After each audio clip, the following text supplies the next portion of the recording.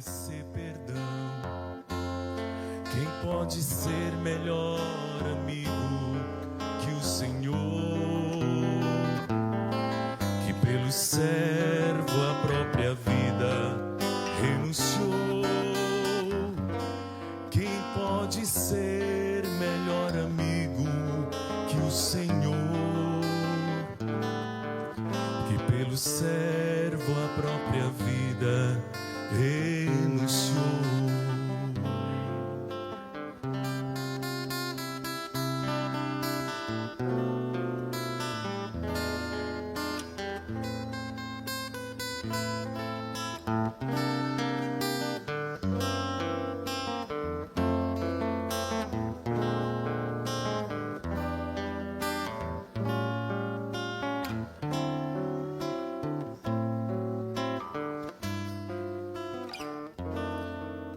Lhe falei do meu passado e me perdoou. Isso teve um alto preço que ele já pagou. Me mostrou as mãos feridas por amor de muitas vidas, e uma dessas muitas vidas era eu.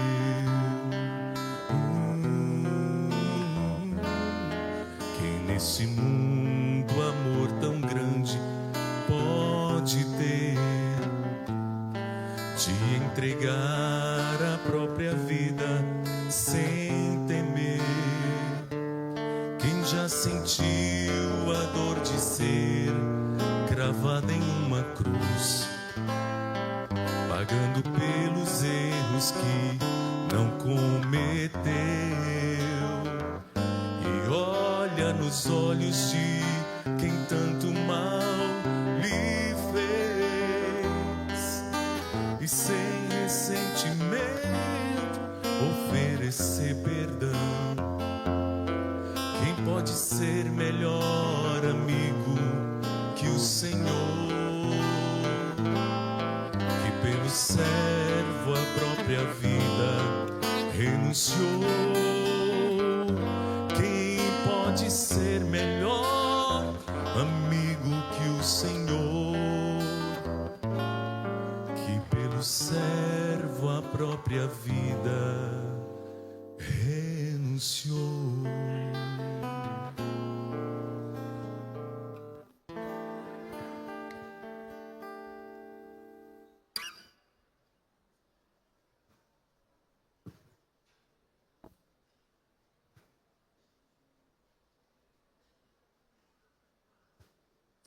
Feliz sábado, povo de Deus.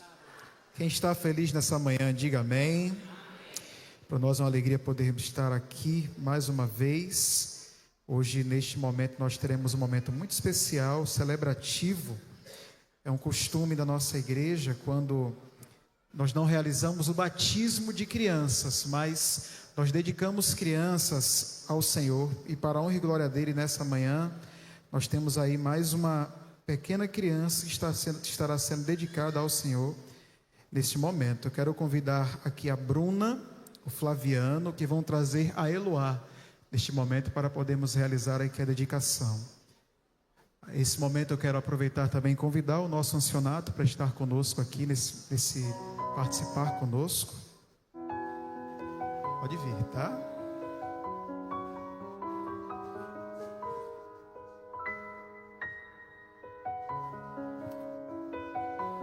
Vocês estão vendo as imagens aí da pequena Eloá. Nasceu no dia 27 de agosto de 2024, né? Louvado seja o nome do Senhor. Dedicação é sempre um momento ímpar, não é? Porque marca o início de uma jornada, o início de uma caminhada na presença do Senhor.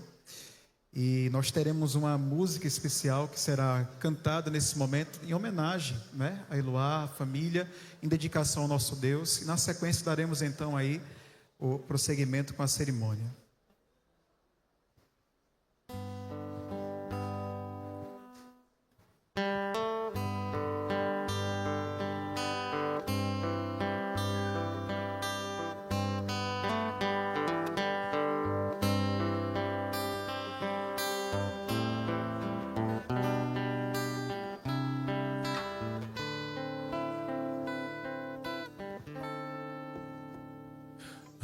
nascer, eu ouvi você chorar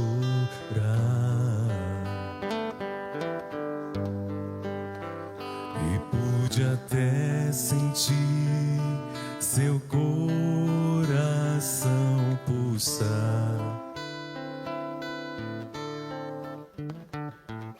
Ninguém me viu ali, mas eu te amei e só vou pedir que ouçam o que direi.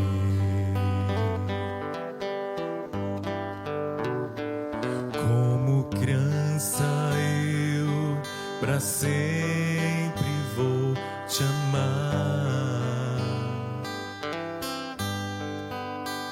e se o calor faltar, em mim vai encontrar.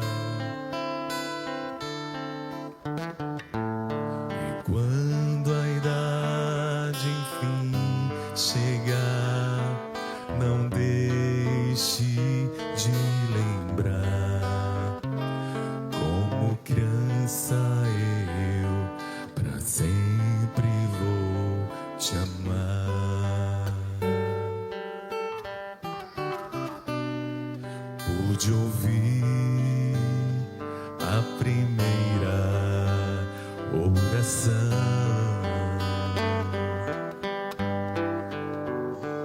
e as promessas sinceras que me fez.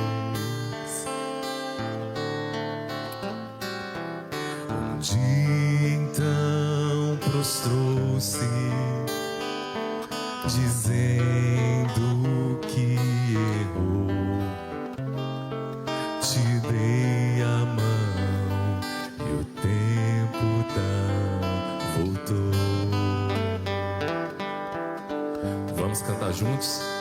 Como criança eu pra sempre vou te amar,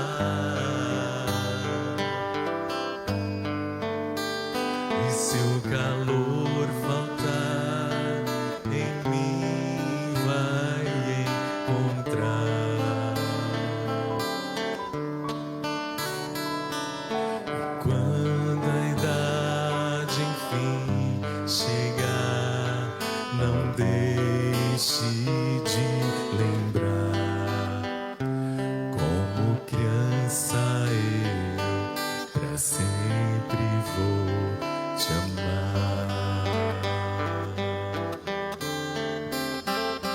Como criança eu pra sempre vou te amar, e se o calor faltar, em mim vai encontrar.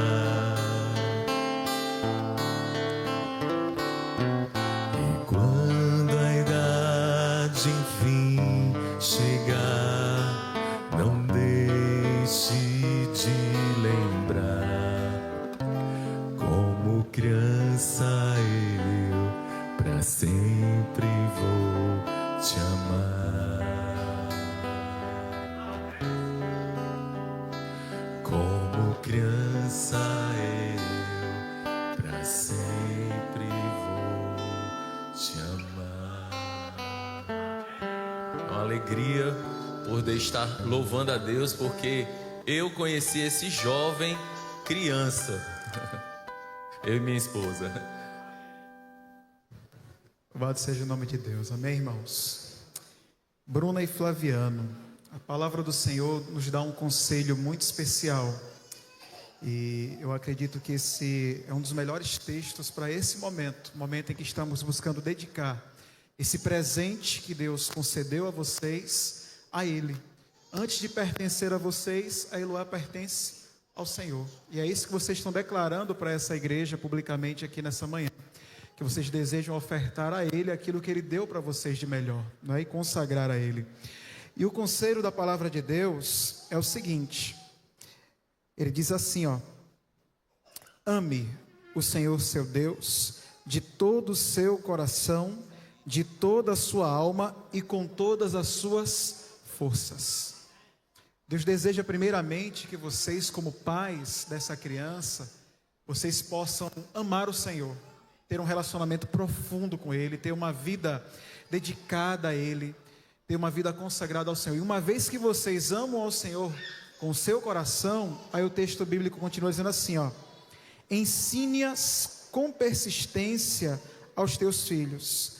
Converse com elas quando estiver sentado em casa, quando estiver andando pelo caminho, quando se deitar e quando se levantar. Primeiro você ama o Senhor. Através desse exemplo, uma vez que você vive essa experiência, a orientação divina para vocês é que vocês busquem ensinar a pequena Eloá a amar o Senhor também, como vocês amam o Senhor. E na vida dela, a referência de Deus, de fé, de amor a Deus que ela vai ter no relacionamento dela com Deus, começa com aquilo que elas vão ver na vida de vocês. Esse é um desafio no mundo em que estamos vivendo hoje. Criar filhos é um desafio, mas eu acredito que nesse desafio que Deus coloca nas nossas mãos, também tem grandes bênçãos.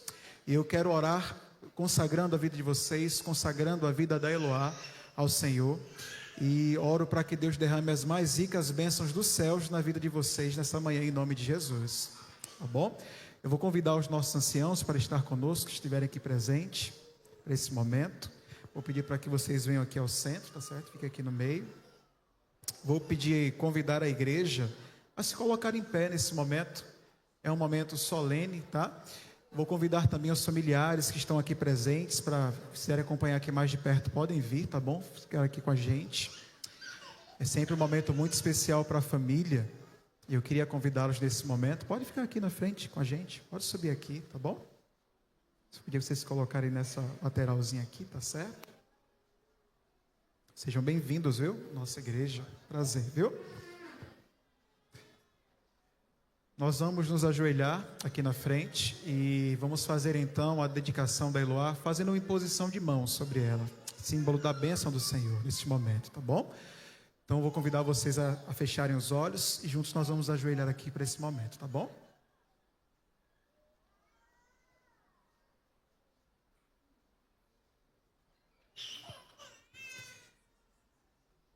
Soberano Deus, eterno Pai, nós louvamos o nome do Senhor nessa manhã, Pai. A Eloá é um presente de Deus para essa família e já se torna também um presente do Senhor para a nossa igreja, que é a grande família espiritual da Eloá a partir daqui. Por essa razão, hoje, em sinal da bênção do Senhor, nós erguemos as mãos sobre a Eloá neste momento, pedindo que as mais ricas bênçãos do céu sejam derramadas sobre essa criança, Senhor. Que ela tenha saúde, que ela tenha paz, que ela seja uma criança próspera, um instrumento do Senhor para fazer a diferença nesse mundo. Eloá é um presente e essa família está neste momento expressando para o Senhor que deseja glorificar o nome do Senhor através da educação, do ensino, da condução da Eloá nos teus caminhos, Senhor. Nós entregamos a vida deles nas tuas mãos nesse momento. E sobre eles pedimos que o teu Santo Espírito seja derramado poderosamente. Em nome de Jesus. Amém. Que Deus abençoe vocês grandemente, viu? Bruna, Fabrício. O nosso ministério infantil está aqui já a postos. Eles prepararam um momento especial para a gente fazer com vocês, que é a cerimônia do pezinho, tá bom? Sempre já é um costume da igreja. A gente vai precisar tirar só o sapatinho dela.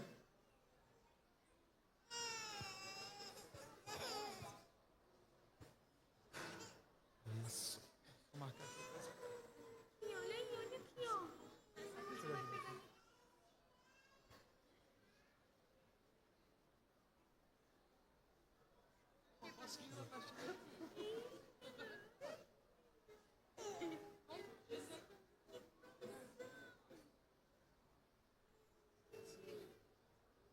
Deixando aí a impressão digital dela já pequenininha, né?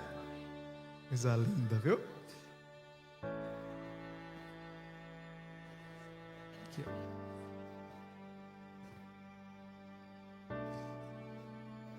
Que Deus abençoe vocês grandemente, viu? Privilégio, e que vocês tenham uma família abençoada pelo Senhor em nome de Jesus, tá bom? Nosso acionado está aqui, que Deus abençoe vocês também, tá?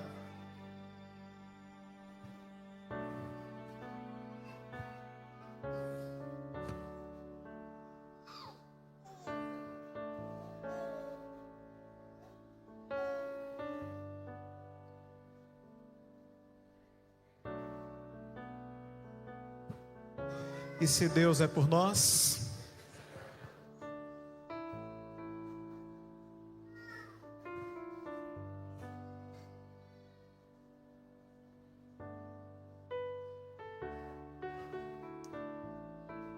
louvado seja o nome do Senhor, irmãos. Nosso culto é uma bênção para a glória do Senhor. Culto de adoração, culto de prestar a Deus a nossa adoração. É maravilhoso, né? Amados, antes da gente dar prosseguimento às nossas atividades de adoração, nós teremos um momento importante para a nossa igreja. A gente pediu o auxílio do nosso tesoureiro aqui da igreja. Para quem não conhece, o irmão Júnior, só 40 anos aqui na Igreja Central de Fortaleza, irmão Júnior. Bem novinho. Olha aí, antes que Noé ele construísse a arca, o Júnior já estava aqui, irmãos. Brincadeiras à parte. Júnior é nosso tesoureiro, homem de Deus, tem feito aí um trabalho maravilhoso. Nos pegou aí num momento desafiador, falando aqui para a igreja agora do aspecto financeiro, né? Nós tivemos uma bênção grande do Senhor nesses últimos anos, que foi a reforma desse templo. Vocês dizem amém por isso? Mas você sabe que com essa grande reforma também nos veio algumas grandes responsabilidades. E estamos tendo algumas dificuldades nesse aspecto. Vou pedir para que o Júnior fale um pouquinho para vocês sobre a realidade financeira da igreja. Ele vai trabalhar com vocês algumas questões importantes. E a gente vai precisar só trabalhar com vocês para a conscientização dessa igreja a respeito de algumas situações aqui que nós precisamos apresentar.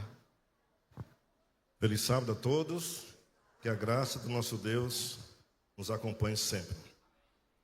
Queridos, foi nos pedido para fazer um resumo da sinopse, do suprassumo de toda a história aqui em 2 minutos. Que é difícil, a gente vai voltar outras vezes, que não é a oportunidade hoje de falar bem mais, mas a gente vai ficar trazendo a partir de agora algumas prestações de conta com a igreja, para posicionar a igreja como é que está a nossa situação financeira, digamos assim, né?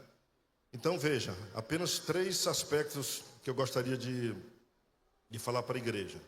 Não sei quantos dos irmãos sabem, já fui até uma vez questionado por isso. De tudo que você entrega na igreja, na hora que os diáconos passam as salvas, você entrega aqui dízimos e que mais? Pronto. O dízimo que você coloca com os diáconos, ele vai 100% para a associação, que é feito o pagamento do salário dos pastores e outras despesas mais para a manutenção do evangelho. Nada fica na igreja. Dízimo vai embora todinho para um objetivo específico conforme está na Bíblia. E a igreja preza pelo cumprimento daquilo que está escrito na Bíblia. Vai todo embora para a manutenção do evangelho. Irmão Júnior, como é que a gente consegue manter a casa do nosso Deus? Com as ofertas. Só que ainda não ficam todas as ofertas. Fica 60% das ofertas que você traz, ou bota no seu envelope, ou devolve através do SEVME, fica 60% da oferta. E os outros 40% são feitos o quê? Vão para projetos mundiais da igreja. Você não sabe que a igreja adventista é uma igreja mundial. A gente não tem um foco somente ao redor da gente aqui no bairro. A igreja, ela tem um foco no mundo inteiro. Então, dos 40% que vão, 20% vai para a manutenção e para a obra da escola sabatina, espalhada aí pelo mundo todo. Aqueles projetos que você tem na sua lição aí no verso, na capa, na contracapa da lição. 20% do que você devolve de oferta vai para a realização desses projetos mundiais, dentre eles esse da escola sabatina. Os outros 20% ficam no campo, administrados pela administração da igreja, para a construção de igreja, reformas. Inclusive nós que fomos abençoados com uma grande parte do recurso, que a gente não tinha nem de longe dinheiro para fazer isso tudo. cujo orçamento foram 3 milhões,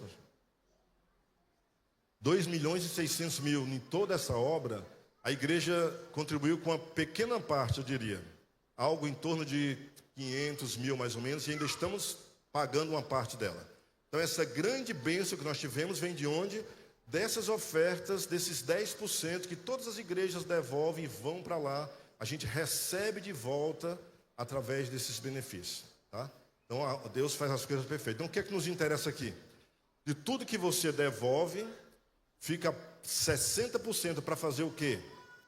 Pagar zelador, pagar energia. Nós tínhamos uma conta de energia de R$ 1.500 mais ou menos. Aumentou para quase 4.000, com mais equipamentos de ar-condicionado, com mais conforto. O que mais a gente faz? Paga zeladoria, energia, segurança, vigilância monitorada, que a gente vai colocar em breve. Despesas dos departamentos, né, dos jovens, dos diáconos, piso, material de limpeza, qualquer coisa que você imaginar. Reposição de peça. Agora, vocês viram, quebrou um vidro aqui na entrada da passagem aqui com vento, a porta bateu e quebrou o vidro. Um vidro desse aqui é mais despesa que a gente vai ter que repor para deixar a casa de Deus em ordem. Então tudo isso vem dos 60% de oferta que você dá. Tudo que você dá, 60% é para isso. E o que é que acontece quando eu devolvo apenas o dízimo? Significa que eu estou usufruindo desse conforto, mas não estou arcando com nem um centavo para manter esse conforto da casa do nosso Deus que eu tenho. Então, qual é o objetivo dessa manhã? Mostrar para vocês da nossa necessidade como doadores, que a palavra de Deus diz assim: trazei todos os dízimos e ofertas à casa do tesouro. A palavra de Deus não diz, tragam somente os dízimos e retenham as ofertas, porque do jeito que você quiser. A Bíblia não diz isso. Por quê? Porque a obra local do templo na época, para as necessidades, eram feitas também com as ofertas. E hoje as nossas necessidades locais, de todas essas despesas que eu citei, são pagas com as ofertas que você traz. E quando você não traz ofertas, significam duas coisas. A primeira e a principal, que você não compreendeu o lado espiritual de todo o ensinamento de oferta que Deus procurou ensinar na palavra de Deus.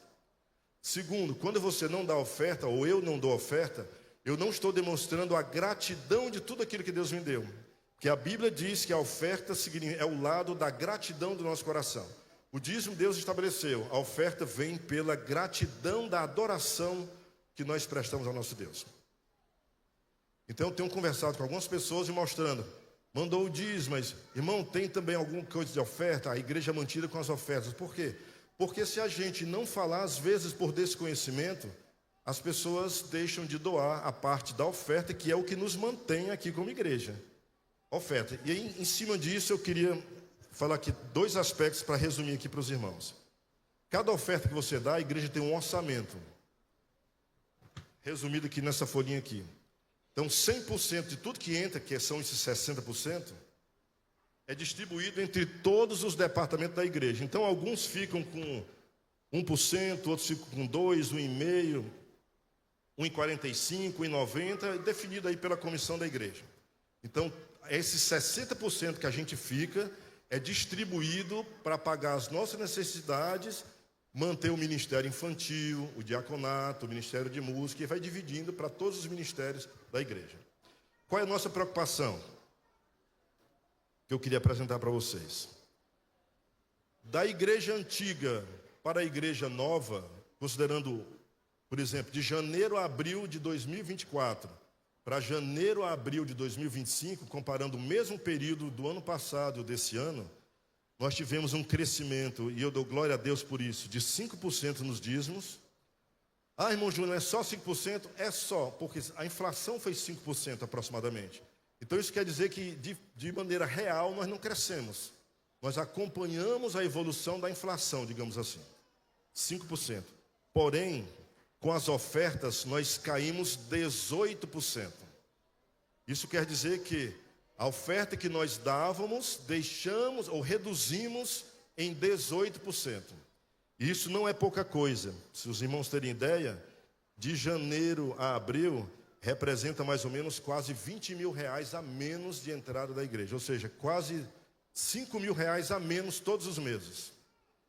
Esses 18% que nós deixamos de ofertar, reduzimos as ofertas, representa aproximadamente aí R$ 5.000 a menos que poderia ser pago para a manutenção de muita coisa que a gente não está fazendo, porque infelizmente não temos tido. E o último aspecto que eu gostaria de falar, porque o tempo é curto, nós caímos também na quantidade de dizimistas da igreja. Nós tínhamos 95 pessoas regularmente devolvendo e passamos para 83 pessoas, uma queda de 13% na quantidade de pessoas que adoram com a devolução dos dízimos. Eu não trouxe aqui o das ofertas, mas dos dízimos foi isso aí. Qual é a nossa preocupação? A obra de Deus está avançando, mas Deus entregou na minha mão e na sua mão os recursos para manter essa obra. Deus não vai mandar dólar do céu, euro do céu, real do céu, que vai cair aqui no nosso jardim. Deus espera a minha fidelidade, que é um símbolo, um resultado da minha entrega a Deus. A gente acha que o que é o mais importante é o dinheiro? Não se faz nada sem dinheiro. Mas a fidelidade é algo muito mais importante do que o dinheiro que a gente devolve. E o dinheiro que cai no caixa da igreja é um reflexo da fidelidade, do meu compromisso que eu tenho tido com Deus, na minha consagração pessoal com Deus, ao devolver a Ele os dízimos e as ofertas. Que Deus possa nos abençoar, queridos. A gente vai dedicar um dia no culto para trazer alguns números mais precisos para vocês, mas que hoje o programa já estaria um pouco corrido, então não era cabível se aprofundar um pouco mais. E o nosso apelo final é que você e eu façamos o nosso planejamento, coloquemos no papel a nossa real intenção de doação, seja através do aplicativo, que é o ideal, ou trazendo para a igreja, a gente possa contribuir mais com os dízimos e com as ofertas. Os irmãos terem ideia, de cada R$100 que cai de dízimo, a gente tem mais ou menos uns 15 a 20 de oferta. Veja a disparidade.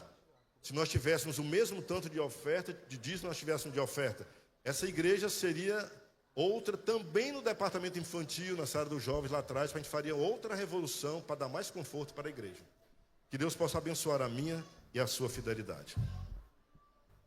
Irmãos, antes eu agradeço ao Júnior por o relatório. Eu gosto de um texto de Ellen White que ela diz assim, ó: a obra de Deus precisa de duas coisas para avançar. Duas. Que sem essas duas não tem como ela avançar. A primeira é a nossa disposição. Vocês dizem amém por isso? Temos que estar dispostos. E a segunda é de fato de recursos. Sem isso a gente não consegue avançar. Eu acho que o Júnior não mencionou isso, mas só com a despesa que nós temos aí de segurança, hoje nós giramos em torno de R$10.000 por mês, R$11.000 por mês, só de segurança. Então assim, a oferta faz a diferença nesse processo de manutenção da casa do Senhor. E a gente está desafiando você a nos ajudar nesse sentido, para que a igreja continue fazendo mais e melhor para o reino de Deus. Nós vimos a igreja avançando muito para a glória de Deus agora nesse período, evangelisticamente, mas estamos precisando para poder continuar avançando. E eu oro para que Deus toque o coração de cada um de nós, para a fidelidade, para a gratidão, para que possamos avançar com a obra do Senhor em nome de Jesus, tá bom? Queria só demonstrar para os irmãos a minha alegria nessa manhã, que os irmãos sabem que eu tenho 2 filhos, o Calil, cadê o Calil? Aqui atrás. Está aqui, está tão perto que eu não vi. Aqui. Eu tenho também o Caleb, que já foi ancião dessa igreja, que é casado com a Suelen, que estão ali, bata a mão aí, Caleb, alguns não conhecem, né, de fora, hoje está morando no Rio de Janeiro. A Suelen e o Caleb, né, moram hoje no Rio de Janeiro, estão participando lá da igreja da Barra, né, estão ativos, trabalhando e envolvidos lá, assim como o Calil também está envolvido aqui. Então eu louvo a Deus e passo por quando essas crianças estavam sendo apresentadas aqui, pastor, eu me lembrei dos 2 que não estavam sendo apresentados, entendeu? E naquele dia da apresentação, eu me comprometi com Deus de que eu os ajudaria até onde eu pudesse, para que se mantivessem firmes trabalhando no trabalho de Deus. E ao ver aquelas crianças ali, eu me lembrei dos 2, da importância que o pai e a mãe têm de continuar a orientação, mesmo depois de casado, inclusive. Então hoje minha alegria por estar aqui, estar de férias, né? do seu trabalho e está aqui com sua esposa e está ativo na igreja, tanto um como o outro. E é um motivo de gratidão para nós pais, quando a gente vê os filhos desde pequenininhos entregues nas mãos de Deus e continuando o ministério e fazendo agora, vivendo por conta própria, mas trabalhando nos caminhos de Deus. Obrigado.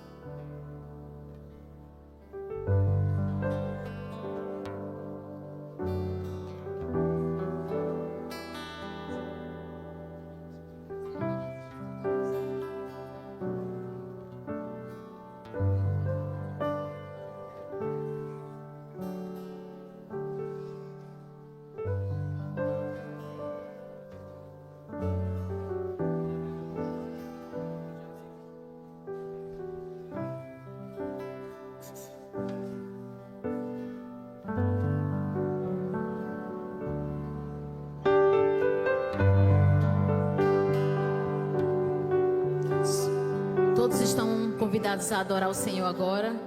Vindo pelo corredor da minha esquerda, vamos convidar aqui os diáconos. E saindo pelo corredor da minha direita, vamos devolver os dízimos e ofertas ao Senhor.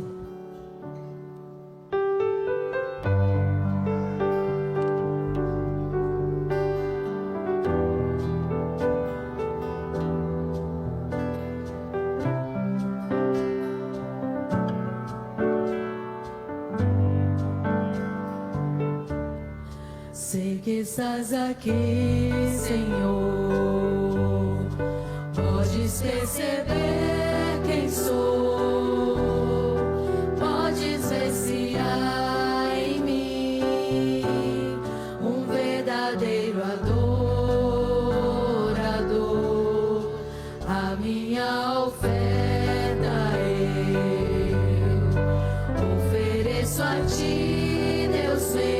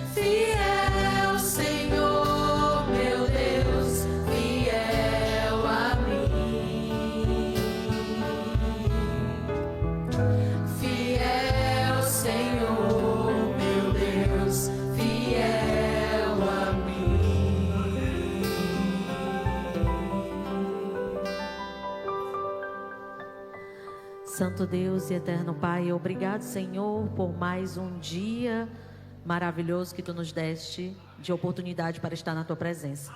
E aqui foram entregues formas de agradecimento por tudo que Tu tem feito por cada um de nós, através dos nossos dízimos e ofertas. Abençoa aqueles doadores e aqueles também que vieram só dedicar e derramar o seu coração no Teu altar. Fica conosco durante o restante do culto. Isso é o que nós te pedimos em nome de Jesus. Amém.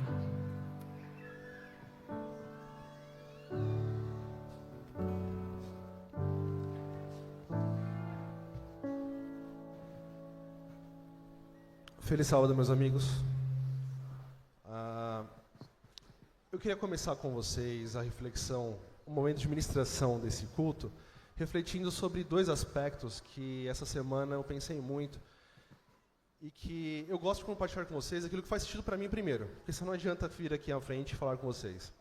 E os dois pensamentos, o primeiro começa assim: quantas vezes eu e você já acordamos, oramos a Deus e falamos assim: Deus, hoje, aquele problema, aquele pecado, aquela falha que eu sempre cometo, hoje eu vou deixar de cometer.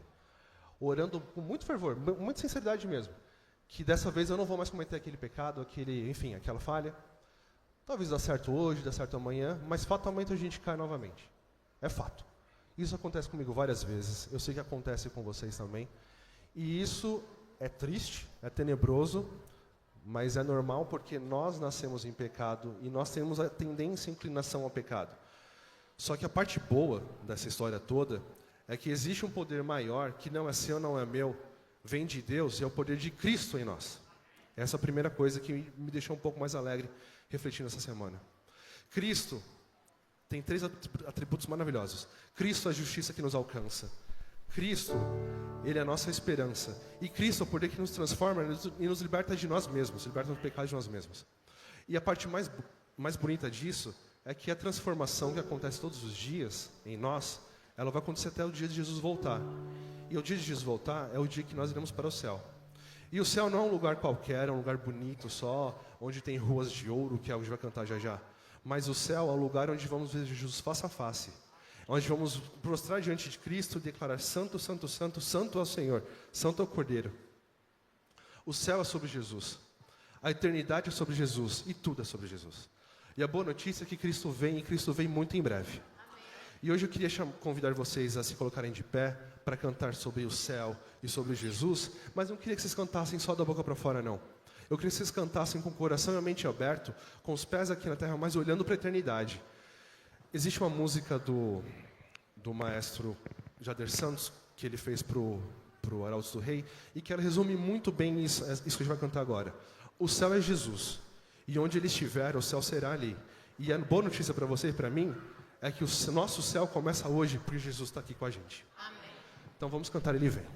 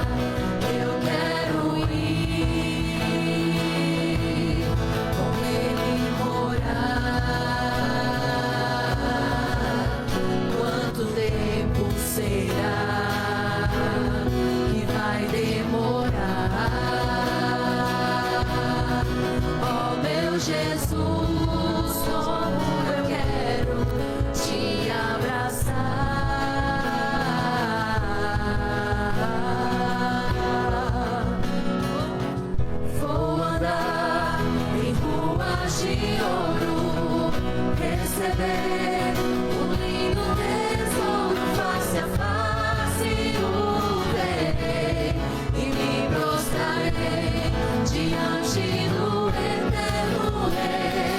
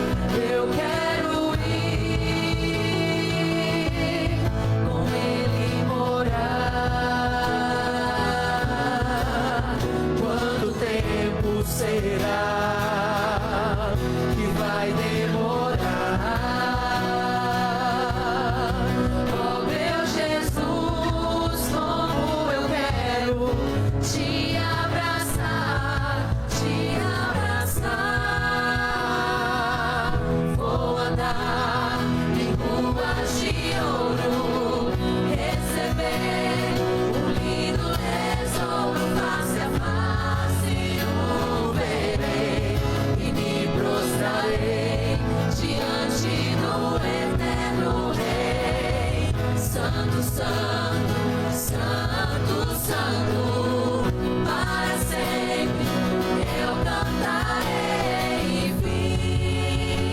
viverei, exaltando, adorando, louvando na Nova Jerusalém.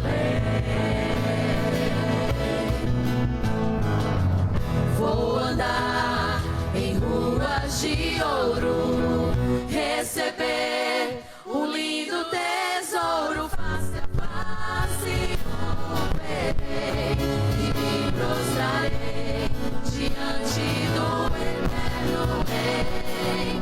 Santo, Santo, Santo, Santo, para sempre eu cantarei e viverei, exaltando, adorando, louvando na Nova Jerusalém.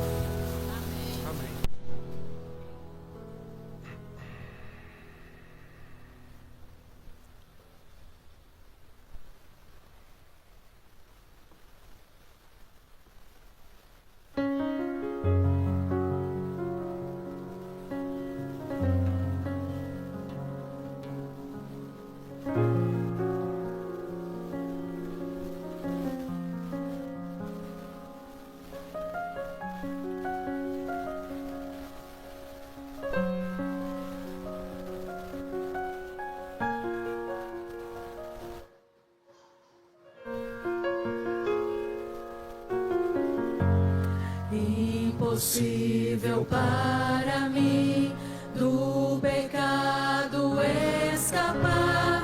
Há inclinações em mim que me levam a falhar. É preciso poder que opere em meu interior. Instrução que eu possa ter a cultura do meu ser, meu esforço, meu querer não me poderão valer. É preciso poder que opere em meu favor.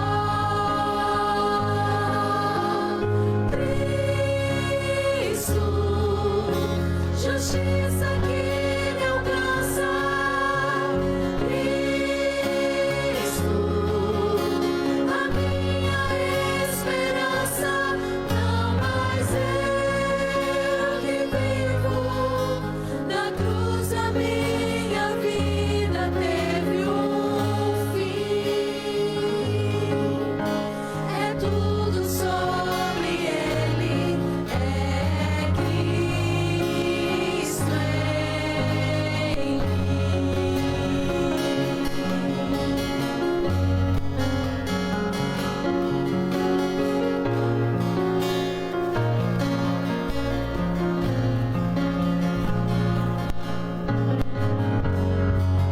O que mais irei fazer frente a tão grandioso amor?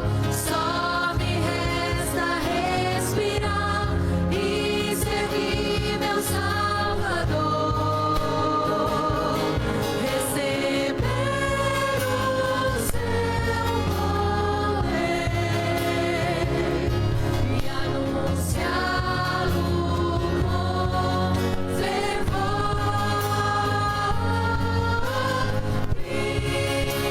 Cristo, justiça que me alcança. Cristo, a minha esperança. Não mais eu que vivo, na cruz a minha vida teve um fim. É tudo sobre Ele, é Cristo em mim.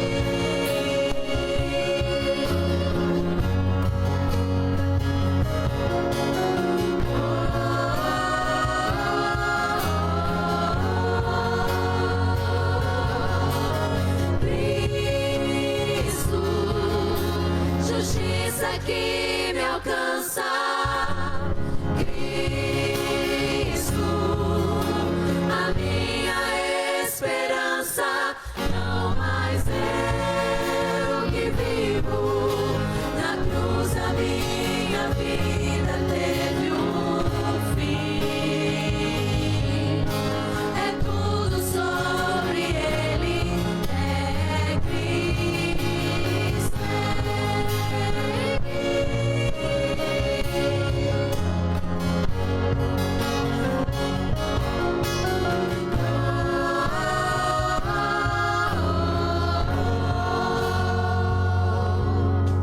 É tudo sobre Ele, é tudo sobre Ele. Tudo sobre Ele. É tudo sobre Ele, é tudo sobre Ele, é Cristo em mim.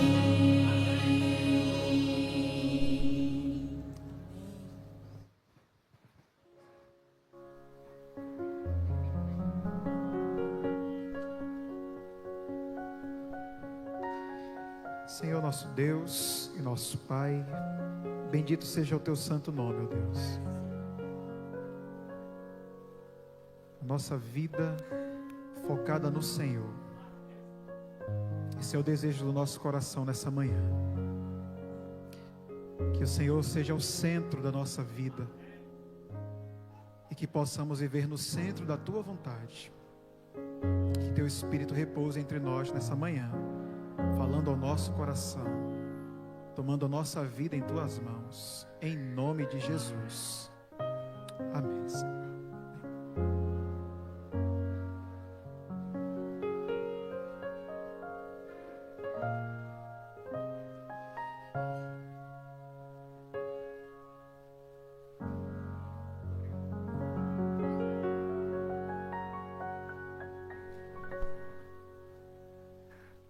Mamãe, amor perfeito.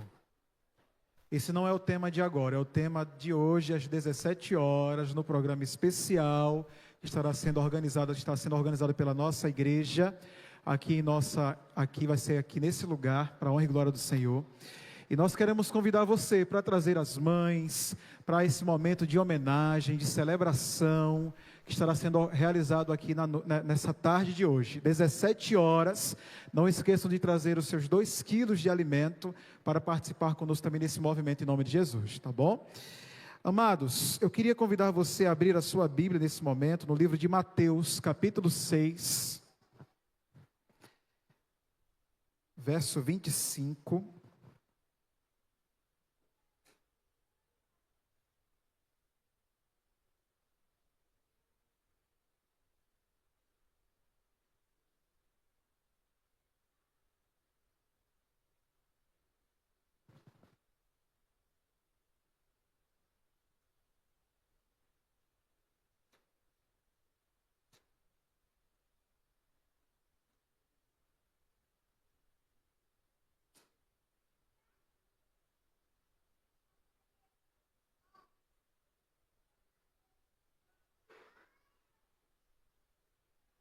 Mateus 6, 25. Quero que você deixe marcadinho na sua Bíblia, vai ser o nosso primeiro texto de hoje. E a gente vai dar continuidade a essa série que nós estamos desenvolvendo com vocês hoje. Né? A série que trabalhou aí saúde, religião, saúde e espiritualidade. Nós trabalhamos 5 temas, hoje é o 6º tema, onde nós estamos abordando aquilo que há de benéfico na fé, na espiritualidade, nas práticas religiosas que temos, nas vivências que temos do ponto de vista religioso, para a promoção da nossa saúde mental e saúde física também. E eu escolhi falar para vocês de um tema que mexeu muito aí, me acompanha já ao longo da vida, que é falar sobre religião e obesidade. Eu vou falar um pouquinho com vocês hoje numa perspectiva bíblica e teológica, mas também seguindo aí aquilo que a ciência da religião tem trabalhado aí, e um pouquinho da psicologia da religião nesse cenário, tá bom? É um tema que mexe um pouco com a gente, porque vai falar sobre questões de ganho e perda de peso também, e eu sei que essa é uma luta constante para todos nós, para toda a vida, não é assim? Mas eu acredito que Deus tem um recado muito especial para a gente hoje, tá? Mateus 6:25 é o texto que eu começo, só fazer um testezinho aqui. Isso já está funcionando. Prontinho. A palavra do Senhor para nós diz assim: por isso vos digo, não vos preocupeis com a vossa vida, quanto ao que haveis de comer ou beber, nem pelo vosso corpo, quanto ao que haveis de vestir. Note, esse texto já começa nos fazendo um convite a colocar a preocupação, se é que eu posso dizer assim, porque preocupação, a gente sabe que não é algo bom, é quando a nossa mente está canalizada só para aquilo que é futuro, e às vezes a gente está colocando a nossa preocupação em coisas que são triviais. O convite aqui desse texto é para que a gente passe a parar de olhar para aquilo que aparentemente é importante, para olharmos para aquilo que de fato é essencial e importante. Ele diz aqui, ó: quanto ao que haveis de comer ou beber, nem pelo vosso corpo, quanto ao que haveis de vestir. Porque não é a vida mais do que alimento e o corpo mais do que o vestuário? Então veja a comparação que ele está fazendo aqui no texto. Pare de se preocupar com aquilo que não é tão importante e ocupe a sua mente com aquilo que realmente é essencial para a sua vida, para a sua jornada. E qual o intuito disso? Aí eu vou para 1 Coríntios, capítulo 10, verso 31, onde ali o apóstolo Paulo falando à igreja de Corinto, ele vai dar para ela um desafio. Ele diz aqui, ó: porquanto quer comais, quer bebais, ou façais qualquer outra coisa, faça isso para o quê? Para a glória de quem? Para glorificar a Deus. Se eu pudesse resumir em um verso, o propósito de Deus para a vida do cristão está aqui. Pastor, eu me sinto perdido e sem propósito na vida. Eu estou aqui mostrando para você hoje que a Bíblia já deixa bem claro qual é o propósito da nossa existência. E qual é o propósito? Glorificar a quem? E ele está falando dentro daquilo que tem a ver com as trivialidades, o comer e o beber, que nós no outro verso dizemos que não eram tão importantes. Ele está dizendo que isso faça para a glória de Deus. Mas não só isso, quando a expressão bíblica está falando ali de tudo, tudo é muita coisa. Tudo é muita coisa. O que fazemos, o que pensamos, comportamentos, posturas, sonhos, planos, as lutas que enfrentamos, as metas, os objetivos, tudo precisa existir para glorificar a quem? A glória de Deus tem que ser o objetivo da nossa vida, da nossa experiência. Glorificar a Deus no meu casamento, glorificar a Deus na minha família, glorificar a Deus também na maneira como eu me alimento. Fala disso também aqui, tá? Então, para a gente pensar mais um pouco, Romanos 14:7 vai dizer também o motivo disso. Porque o reino de Deus não é comida e nem bebida, mas o quê? Justiça, paz e alegria onde? Vocês lembram que está em Gálatas 5:22? Quem lembra o que está em Gálatas 5:22? Mas o fruto do Espírito é o quê? Amor, alegria, paz, benignidade, mansidão. Você consegue ver a ligação do que está sendo feito aqui sobre a proposta do reino de Deus com o fruto do Espírito na nossa vida? Porque na verdade estar no Espírito deve ser a nossa meta de vida, e isso vai afetar todas as áreas da nossa existência. E a essência da vida cristã está aqui. Em Filipenses 3,19, já seguindo o contexto do verso bíblico, ele vai dizer: o fim dos quais é a destruição, cujo Deus é o ventre, e cuja glória está na sua vergonha, os quais só cuidam das coisas o quê? Terrenas. Perceba que ele está associando alguns aspectos da nossa rotina ao foco nas coisas terrenas, quando o nosso foco tem que estar em viver o quê? O reino. O reino de Deus. Em 1 Timóteo, capítulo 3, versos 2 e 3, a Bíblia vai nos apresentar aquela que é a orientação para o bispo. Ele vai falando ali, Paulo ali falando ao bispo Timóteo, a ele que é um líder espiritual, religioso naquela igreja, mas eu acredito que aquilo que se aplica a ele, se aplica a qualquer cristão.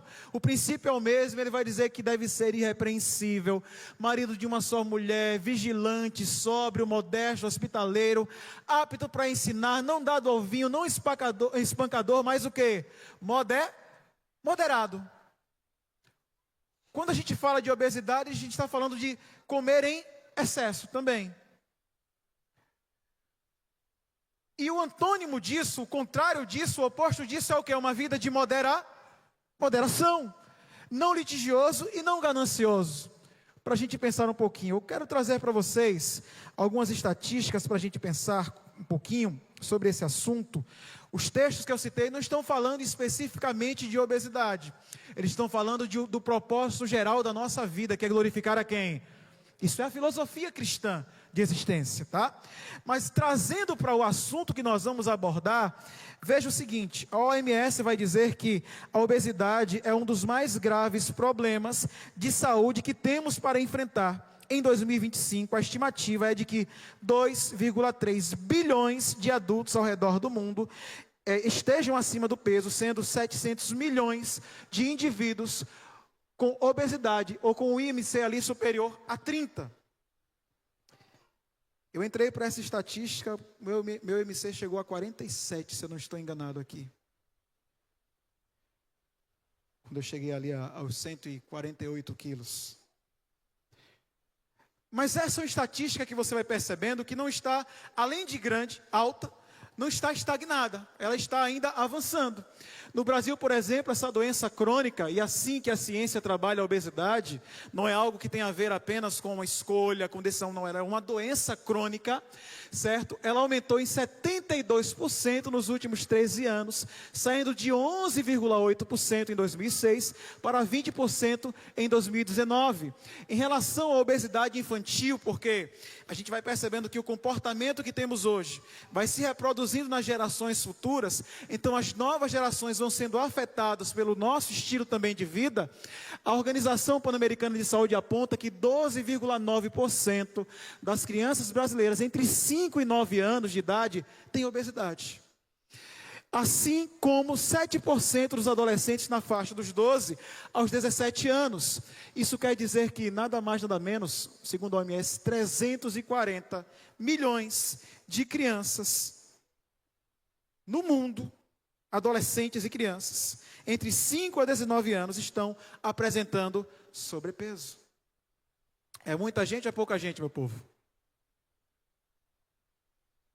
Vou fazer essa estatística agora com a Igreja Central de Fortaleza, viu? Para a gente ver o nosso percentual aqui. Queridos, a obesidade é uma condição complexa, causada por diversos fatores, que tem a ver com questões biológicas, tem a ver com questões ambientais, tem a ver com questões sociais, tem a ver com questões psicológicas. São vários elementos envolvidos no processo de obesidade. E do excesso de gordura, caracterizado ali pelo excesso de gordura corporal, que vai causar prejuízos à saúde. E em crianças e adolescentes, ainda aumenta o risco de desenvolver doenças crônicas como diabetes, hipertensão e doenças cardiorrespiratórias. Esse risco se estende também ao adulto obeso, com certeza, como nós sabemos, é a famosa tríade metabólica, que envolve essas doenças que são as que mais matam hoje no Brasil e no mundo também.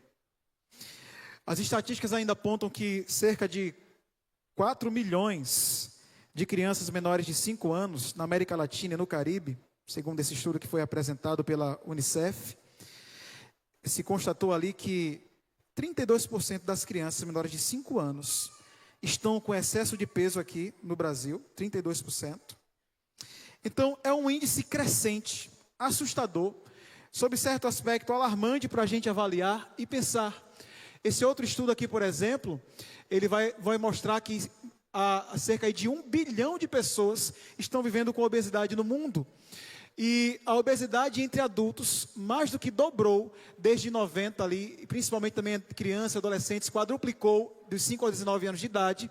E os dados também mostram que 43% dos adultos estavam acima do peso, nessa pesquisa que foi realizada ali no ano de 2022. Então, a proporção de obesos na população com 20 anos ou mais de idade, mais do que dobrou no país de 2003 a 2019, para você avaliar comigo esses índices. Aqui, ó, a obesidade feminina subiu de 14,5% para 30%, e a masculina de 9,5% para 22,8%. E eu lhes pergunto, será que esse é um problema só espiritual? Será que é só uma questão de decisão e de escolha, de fato? A gente pensar um pouquinho, são alguns dados para você avaliar comigo aqui e fazer a sua própria reflexão. Um outro dado mostra, por exemplo, que em 2019, 1 em cada 4 pessoas de 18 anos ou mais no Brasil estava obesa. 41 milhões de pessoas.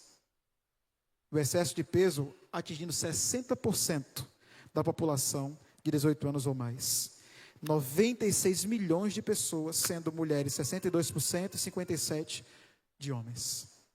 São os índices, certo, que estão sendo apresentados da relação com a obesidade, que estamos enfrentando em nossos dias, para a gente avaliar juntos e pensar.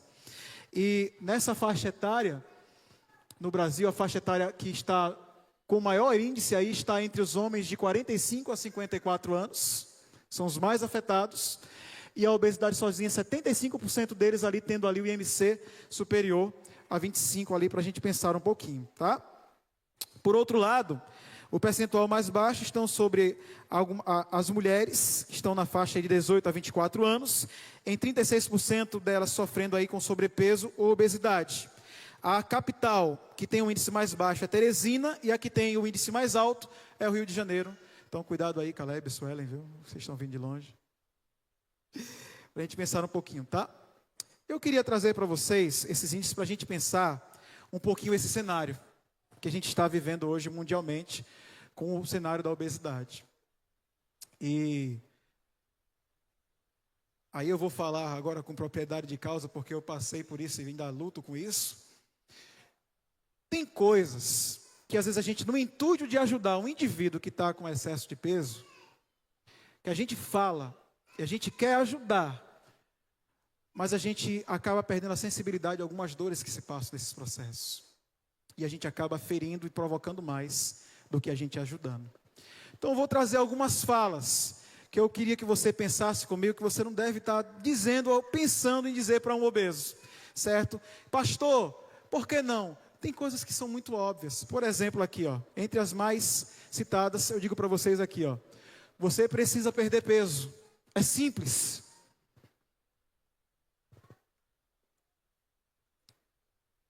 Você quer levar um tiro, irmão? Pegue um obeso num dia ruim e diga um negócio desse. É simples, é fácil, é só perder peso. É porque a gente fica pesadinho porque a gente quer, né? É assim? Se você comesse menos, seria mais saudável.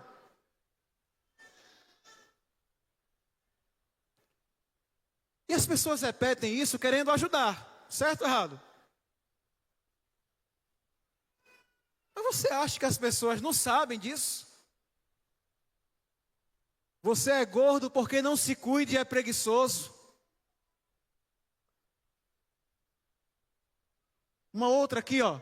Você precisa se exercitar mais. É porque só tem gente magrinha se exercitando, viu? Vá pensando comigo aí. Você precisa se cuidar mais. Você não tem disciplina. Você precisa fazer dieta. São as frases mais ouvidas e que geralmente aparecem justamente em momentos que você está ali sentado à mesa com amigos, feliz, tranquilo, querendo ter um momento de paz. E é nessa hora que o indivíduo vem, paz, cuidado com isso aí, rapaz. Pensa um negócio que só provoca você mais. Eu queria que você começasse a pensar comigo algumas questões. Provérbios 23, 21 vai dizer assim, ó, porque o beberrão e o comilão se empobrecerão, e o sono vestirá de trapos ao preguiçoso. Por que eu estou mostrando esse texto? Eu queria dizer para vocês que, eu já disse, a Bíblia, ela não é um livro científico, certo ou errado? Ela não é um livro de psicologia, não é um livro de psiquiatria, ela não está pensando com o olhar dessas disciplinas. Então a Bíblia ela vai trazer um conceito que, embora seja muito parecido, por exemplo, com o da compulsão alimentar, e eu vou trabalhar daqui a pouco isso para vocês pensarem comigo, não é a mesma coisa, e você vai entender o porquê, que é o conceito da glutonaria. Eu vou explicar isso para vocês mais profundamente daqui a pouco, mas aqui quando você olha para o texto dele, ele está falando da perspectiva da glutonaria, que é algo que é trabalhado realmente do ponto de vista espiritual. Então, alguns mitos e preconceitos para a gente pensar aqui sobre a questão da obesidade. Primeiro, a obesidade é resultado da falta de disciplina ou força de vontade. Não é só sobre isso, irmãos. Tem muito mais do que isso nesse processo. Um outro índice: as pessoas obesas são preguiçosas. Tem gente que acha que obeso é obeso porque é preguiçoso. E tem muita gente que trabalha mais do que você, se esforça mais do que você, come até menos do que você, mas não consegue vencer a obesidade. Um outro mito que existe por aí: a obesidade é apenas um problema de estética. Isso ainda é um mito para muita gente, embora nós saibamos hoje a realidade que temos enfrentado relacionada às comorbidades que estão atreladas aí à obesidade. O outro aspecto é: a obesidade é resultado de falta de autocontrole. Pode existir isso? Pode, mas não quer dizer que é só isso, ou esse é o único item. O outro mito é que as pessoas obesas precisam comer menos e se exercitar mais para perder peso. E nem sempre é isso aqui o problema. Às vezes há um problema por trás desses problemas, que a gente não enxerga isso. E a realidade é que, embora a alimentação saudável e o exercício sejam importantes, a perda de peso pode ser mais complexa para as pessoas devido a fatores como metabolismo, hormônios, genética. E a gente precisa avaliar algumas questões antes de pensar isso, tá? Então, existem alguns textos, até inclusive bíblicos, que são justificados e usados muitas vezes para justificar pensamentos que são preconceituosos, muitas vezes, a esse respeito. Provérbios 13:25, por exemplo: o justo come até que se sacia, mas os ímpios ficam de ventre vazio. Uma associação clara entre glutonaria e impiedade.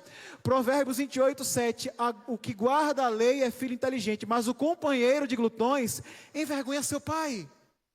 Então, para você, talvez, não sei se você enfrenta um problema com essa natureza, com essa realidade, não seja algo que tenha provocado você o pensamento, mas eu sei que para muita gente isso aqui faz sentido, tá? Para você pensar comigo. Então, existe ainda aquilo que é chamado hoje aí de gordofobia. E é uma situação que, embora talvez você nunca tenha passado ou visto, acontece de fato. Isso aqui eu vivenciei, experimentei isso, num ambiente de trabalho. Certo? Onde, por exemplo, uma discriminação no local de trabalho, em processo de contratação, promoções e oportunidade de carreira. Tem gente que atrela a questão da imagem, porque a imagem é importante hoje para as pessoas, sim ou não?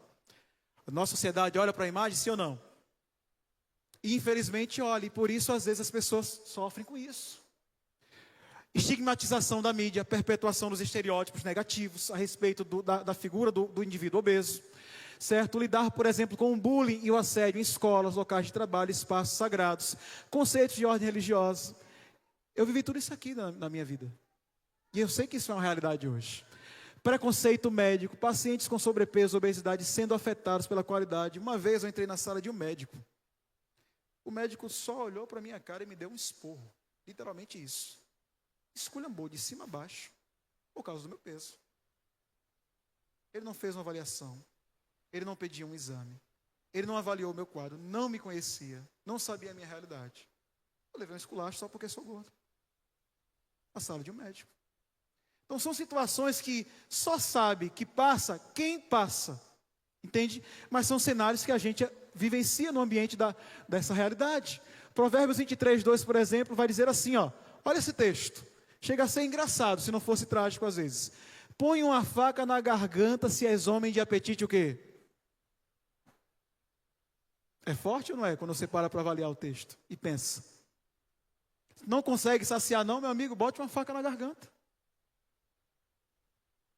Então a gente tem que avaliar algumas coisas e pensar. Agora, a minha pergunta diante disso é: e quando as pessoas simplesmente não conseguem? E aí eu vou trabalhar com vocês mais algumas coisas. Eu vou trabalhar um pouquinho da questão dos transtornos vinculados a isso aí, para a gente pensar um pouquinho mais. O que ocorre quando uma pessoa simplesmente não consegue dominar o apetite? Já parou para pensar sobre isso? O que é mais fácil para uns, mais difícil para outros? Por que uns conseguem e tanta gente não consegue isso? Será que é de fato somente uma questão que envolve domínio próprio? Será que está só nisso mesmo o assunto? Ou será, por exemplo, que é apenas uma decisão ou escolha espiritual? Porque a gente cria esses estereótipos, olha por essas perspectivas. Ou será, por exemplo, que uma pessoa pode ser cheia do Espírito Santo e sofrer de obesidade ou compulsão alimentar? Essa última pergunta é só para provocar um pouquinho. É uma provocativa mesmo. Para que você avalie e pense a esse respeito. Para a gente avaliar um pouquinho, tá? Então, alguns fatores emocionais que influem nesse processo. O primeiro deles aqui é o estresse. Ou você vai me dizer que você nunca passou um dia altamente estressante, difícil, onde parece que tudo dá errado. E aí você chega em casa à noite e a sua alegria é fazer o quê? Preparar uma boa comida e fazer o quê? Aí você fazer isso uma vez é uma coisa, mas isso vai se tornando hábito na vida de algumas pessoas e é um desafio. O estresse vai gerando isso, é um fator que pode ajudar esse processo. Um outro elemento é o sentimento de culpa, que também gera estresse. E acaba desenvolvendo isso, certo? O outro é o tédio. Você passar o dia todinho, às vezes, dentro de casa, sem muita coisa para fazer, sabendo que tem umas coisas boas para comer na geladeira. O que é que vai acontecer o dia todinho na sua vida? E falar de comida meio-dia é complicado, né, pastor? Lembrar da minha geladeira nesse horário é complicado, né, pastor? Mas vamos lá, irmãos, vamos lá. Ó, a depressão, eu falei para vocês que pode tender para o comportamento de comer demasiadamente ou de não comer nada. Vai para os dois lados. Ainda temos aí a ansiedade, que está atrelado, por exemplo, à fome psicológica. Não sei se você já vivenciou isso. A ideia de que quando você, às vezes, por exemplo, coloca na cabeça que você precisa comer uma coisa, e aquilo fica ali na sua cabeça. E você desvia a cabeça para não querer comer isso, mas aquilo fica ali no seu, perturbando você. E você só consegue sossegar quando você vai e come aquilo. Não sei se você já vivenciou isso. Um outro episódio aqui que está vinculado a essas questões aí é a compulsão alimentar. Pastor, o que é a compulsão? A compulsão é o seguinte, filho. Isso acontece repetitivamente, onde no intervalo, geralmente de 2 horas, se você estiver na frente, quando ela vem, você come até as paredes se deixar. Vou relatar para vocês, no meu segundo processo de perda de peso, houve uma noite em que eu estava em casa, a gente teve um dia muito complexo, 19 igrejas na época para cuidar, e a gente passou um dia rodando em 6 municípios diferentes. E aí, quando a gente chegou à noite, eu disse, Meire, eu vou pedir uma pizza. Meire lembra disso aí. Ela fez, eu não quero comer não. A gente estava focada ali e tal, toda fitness. Aí eu pedi a pizza grande. A pizza chegou. Eu comi a pizza grande todinha, sozinho. Vocês acham que é muita coisa, uma pizza grande sozinho, com borda recheada, assim? É muita coisa para vocês, sim ou não? Para alguns não é não, né? Mas não acabei por aí não, irmãos. Continuei com vontade de comer. E aquela vontade que é um negócio incontrolável. Você não consegue ter domínio daquilo ali. Aquilo ficou ali. Aí eu fui, peguei ali o famoso iFood, fiz um pedido. Uma marmita de açaí, acho que de 1 litro e pouco ali, 1,5 litro. Você imaginar, nela tinha, quem vende açaí sabe ali, todas aquelas guloseimas, irmão. Todinha. Acharam pouco? Não sosseguei, continuava querendo comer. Aí eu fui para a cozinha, peguei uma cuscuzeira linda, nordestino, forte, preparei um cuscuz recheado, grande, e bati a cuscuzeira todinha. Aí foi que eu consegui ter paz. Período de 2 horas exato. Eu não conseguia parar de comer. Não é o que você diz assim, eu não quero. Você não quer comer, mas você não consegue parar de comer. Não é a questão que você tem um domínio naquele momento. Isso aqui é compulsão. É diferente. Não sei se você já vivenciou isso. Estou falando de uma realidade que aconteceu comigo. Eu vivenciei isso. Anorexia nervosa. Outro problema. A compulsão vinha.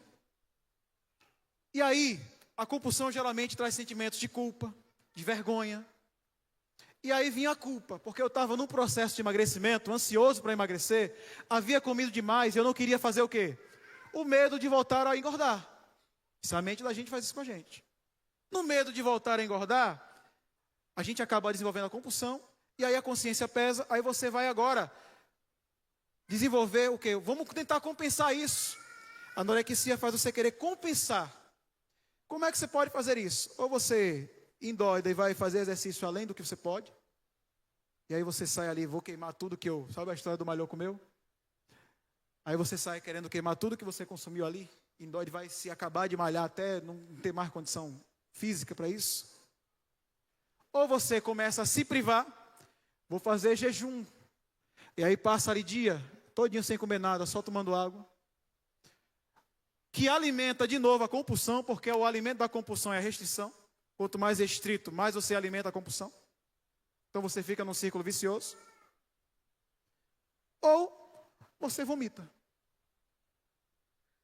Eu passei pelas 3 situações desse segundo processo de emagrecimento que eu tive. Por causa disso aí. Então, são situações que vão mexendo com o psicológico da gente. E além do comportamento compulsivo, Lucas 21, 34. Mas olhai por vós, não aconteça que os vossos corações se carreguem de glutonaria, de embriaguez e dos cuidados da vida.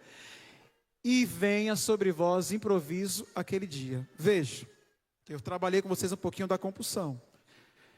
A glutonaria, ela já vai para um outro viés. Está vinculada a um afastamento de Deus, a uma busca por prazer. Perceba como vai sendo diferente. E aí eu vou destacar para vocês pensarem um pouquinho comigo as diferenças, para a gente avaliar aqui um pouquinho, pensar. Por exemplo, glutonaria é geralmente entendida como o consumo excessivo de alimentos. Muitas vezes de forma habitual ou por prazer. Sem necessariamente implicar na perda de controle ou um transtorno alimentar. Então está na faculdade da prioridade, está na faculdade da escolha, está na faculdade da decisão. Compulsão alimentar, por outro lado, é um transtorno alimentar caracterizado por episódios recorrentes de consumo excessivo de alimentos acompanhados de sentimento de quê? Culpa, vergonha e o que mais? E tristeza. Eu não estou feliz e sentindo prazer. Eu estou comendo porque eu não consigo parar. É diferente. Outra diferença para você pensar comigo. Na glutonaria, é movida por prazer, hábito ou falta de disciplina. Na compulsão, é frequentemente motivada por fatores emocionais e acompanhados com sentimento de perda de controle. Na glutonaria, pode ocorrer ocasionalmente ou de forma habitual, mas não necessariamente com a mesma frequência e intensidade, a compulsão alimentar. Na compulsão, não. São episódios recorrentes, intensos. Você não consegue ter domínio e aquilo vai acontecendo recorrentemente. Na glutonaria, pode não haver um impacto emocional significativo, certo? Ou pode ser acompanhado de sentimento de culpa e arrependimento. Na compulsão, frequentemente se acompanha isso. Então veja, em um pode acontecer ou não, no outro é certo que vai acontecer. O sentimento de culpa, de vergonha e perda de controle. Então veja como são distintos alguns detalhes dela. Na glutonaria, você vai ser tratado com mudança de hábitos alimentares e o aumento ali da disciplina, que são as questões espirituais. Na compulsão, isso requer um tratamento mais complexo. Vai haver terapia, vai haver ali a questão nutricional, vai haver em alguns casos medicamentos, são diferentes em sua maneira. Aí eu vou agora para Ellen White, falando sobre glutonaria. O que é que Ellen White vai falar sobre glutonaria? A glutonaria e a intemperança constituem o fundamento da grande depravação moral de onde? Olha que interessante esse pensamento para você avaliar comigo. Ela está mostrando que o domínio do apetite neste cenário está atrelado a outras situações espirituais que nos levam ao afastamento de Deus e que a gente não se apercebe de alguns detalhes. Comer, beber, vestir-se tornam-se o alvo da vida para o mundo, e tal estado de coisas existia antes do dilúvio, e ela vai falar sobre essa realidade, para a gente pensar. Algumas diferenças para a gente poder deixar claro isso. Na glutonaria, há um pecado por excesso de alimento e comida, de comida e bebida, perdão. Prioriza-se o prazer em detrimento da saúde, causa afastamento de Deus, perde-se o controle e a autodisciplina, gera problemas de saúde e doenças relacionados. Então aqui é por falta de moderação na comida e na bebida, e o tratamento tem a ver com orientação espiritual e prática do domínio próprio. Na compulsão, o comer repetidamente em excesso, comer quando não se tem fome, culpa e vergonha após comer, dificuldade em parar de comer, gerada por problemas emocionais como estresse, ansiedade e depressão, fatores ambientais como exposição a alimentos não saudáveis, alterações hormonais e é um transtorno mental tratado por médicos e profissionais de saúde. Vejam a distinção dessas duas áreas para você avaliar comigo, tá? Na compulsão e glutonaria possui diferenças nos seguintes aspectos: o impacto emocional, tratamento, frequência, são vários elementos que estão envolvidos aí, a intensidade, a motivação. Provérbios 25:16 vai dizer o seguinte, para a gente pensar: achaste mel, come somente o que te basta, para que não te fartes dele e venha o quê? A vomitá-lo. Ele trabalhando um aspecto dessa realidade. Ainda em Ellen White falando sobre isso, ela diz aqui, ó, a palavra de Deus coloca o pecado da glutonaria na mesma lista que está o quê? A embriaguez. Ela vai dizer que ele é tão ofensivo aos olhos de Deus, que Deus deu instruções a Moisés, no sentido de que um filho que não se dominasse quanto ao apetite, mas se empanturrasse com qualquer coisa que seu paladar pedisse, deveria ser trazido aos seus pais, na presença dos juízes, e ser o quê? Olha como a Bíblia tratava a questão da glutonaria, para você pensar comigo. Ainda tem a relação entre a dopamina, que é o famoso neurotransmissor, atrelado ao sentimento de prazer, a sensação de prazer, e a formação dos hábitos. Existe uma relação dela com a frequência, com o desenvolvimento dos hábitos compulsivos, de recompensa e prazer, da regulação emocional também, diversas áreas a respeito dessa situação da dopamina, como consumo excessivo, perda de controle, culpa e vergonha, tudo isso atrelado à questão da dopamina.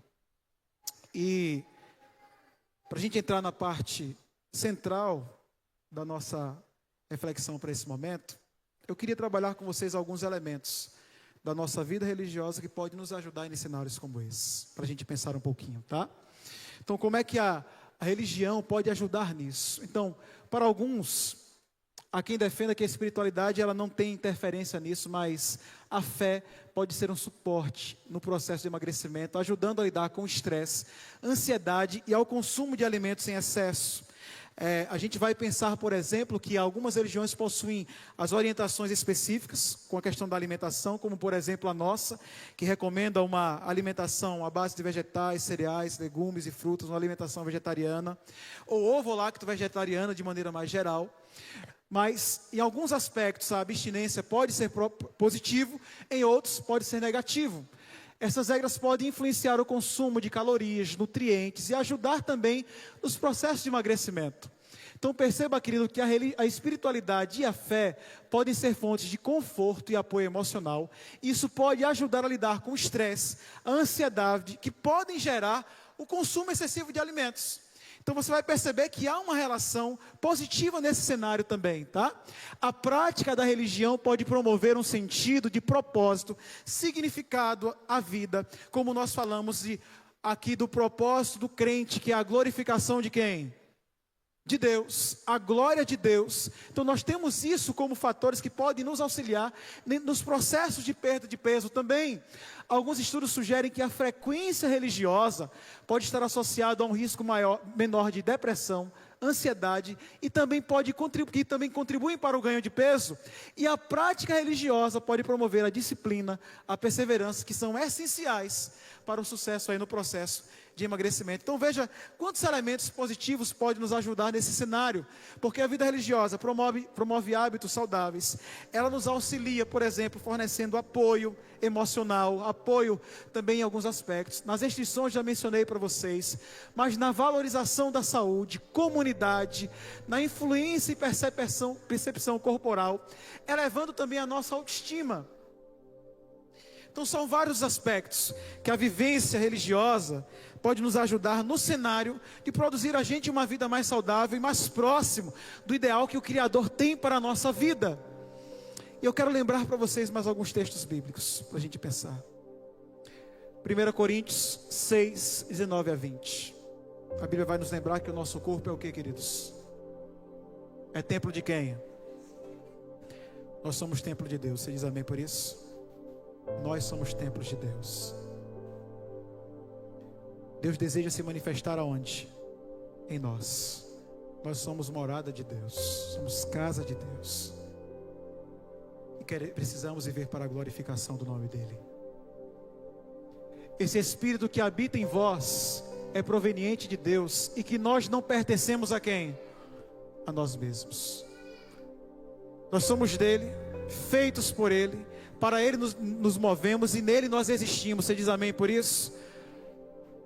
Porque fostes comprados por preço, glorificai a Deus também aonde? No vosso corpo.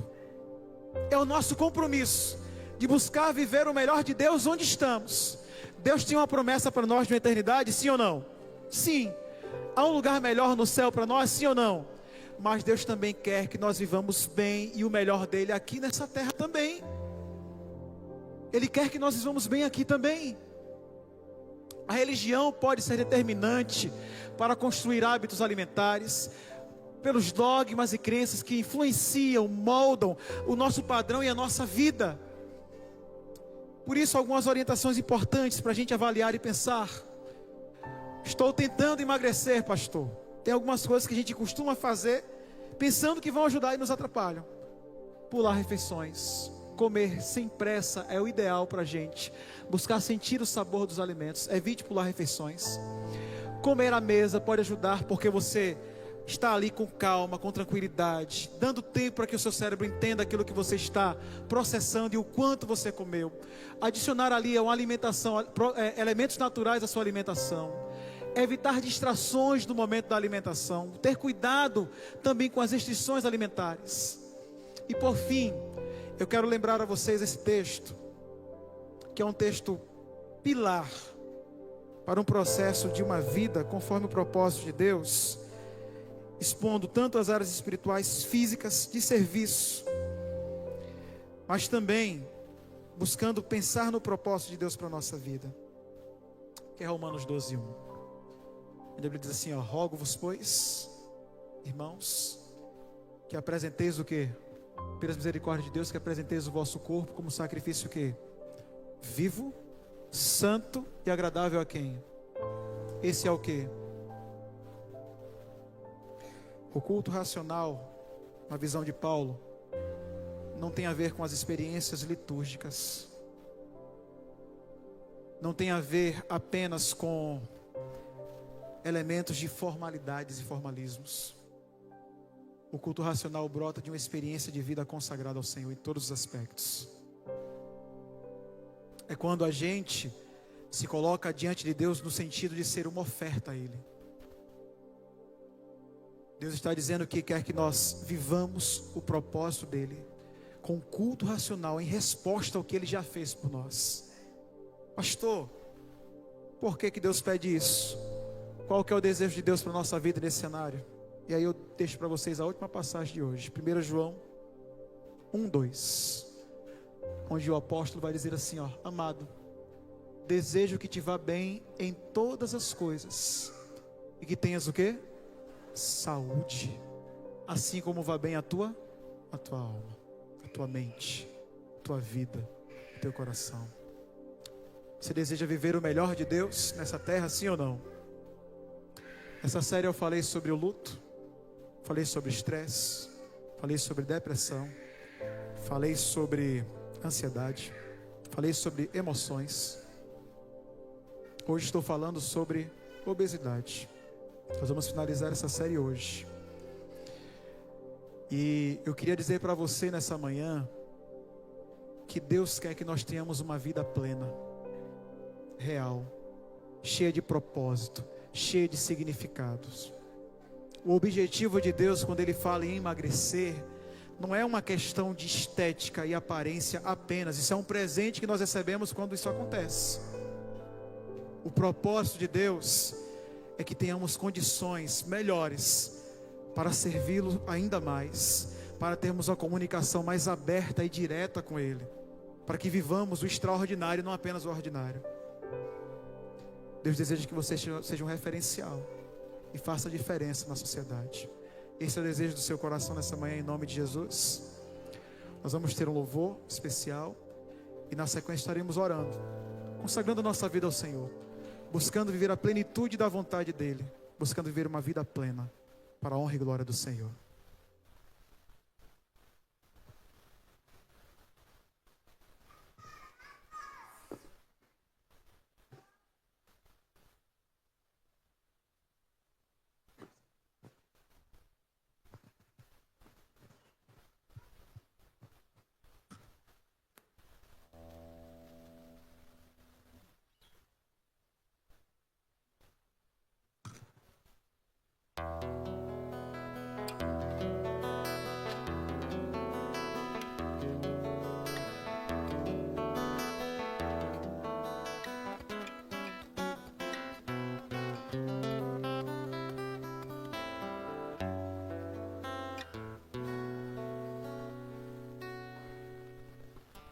Sei que os problemas vão surgir, sei que provações virão, mas põe a tua fé no intercessor que é Jesus, que sempre estende a sua forte mão. Sei que as muralhas do temor hão de intimidar teu ser, mas põe a tua fé no intercessor que é Jesus, e as barreiras tu irás vencer. Pois não há barreiras para aquele revestido do poder que vem de Deus, destruindo todo mal e dor, e as mais altas barreiras tu irás transpor.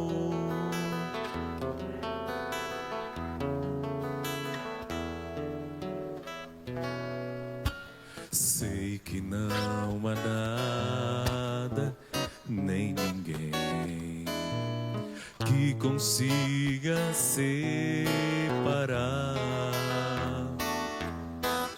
o cristão de Deus e de uma vida mais além, na terra onde os temores vão cessar. É intransponível esse amor que Jesus tem pelos seus, dando livramento em plena luz e em plena dor. Jesus é o nosso grande intercessor, pois não há barreiras para aquele revestido do poder que vem de Deus, destruindo todo mal e dor, e as mais altas barreiras tu irás transpor.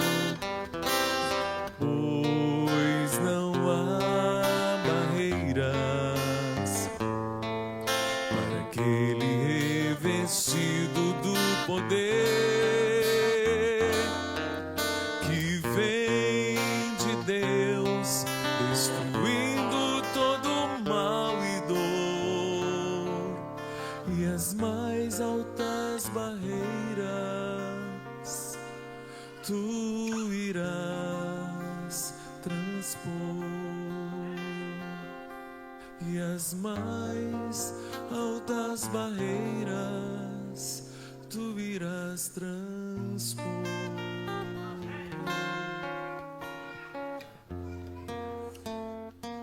Vamos colocar em pé para a gente orar.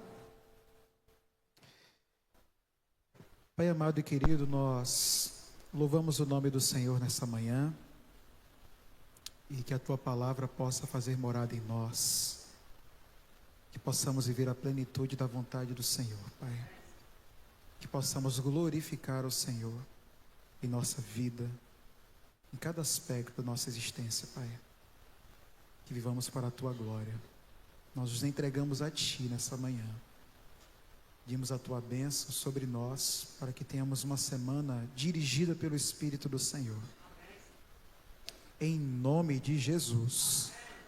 Amém. Deus abençoe a todos vocês. E às 5 da tarde começa aí nosso programa das mães, em nome de Jesus. E amanhã o nosso culto de domingo, às 8h30, 9 horas da manhã, estaremos aí dando início para a honra e glória do Senhor, tá? Será pela manhã.